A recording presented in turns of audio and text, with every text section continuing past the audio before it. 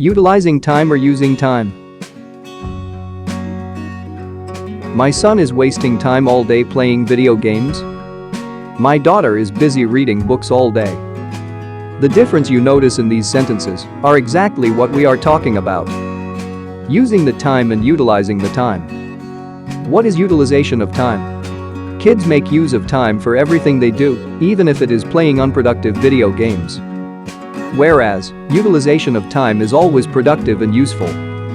Hence, as parents, you need to ensure if your child is merely using his time or utilizing it.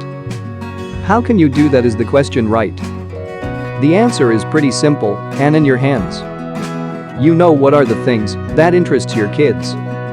Hence, to use this chance to help them utilize their time is the key. Let's know how. Indulge them learning about something they love to play.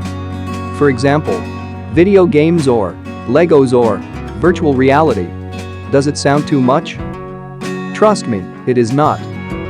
How? Let's see. With LogiQminds programs, learning is exciting because here, children utilize their time in learning about things they are interested in and be able to create one with our experts' practical approach. To know how LogiQminds does that, connect with our experts now.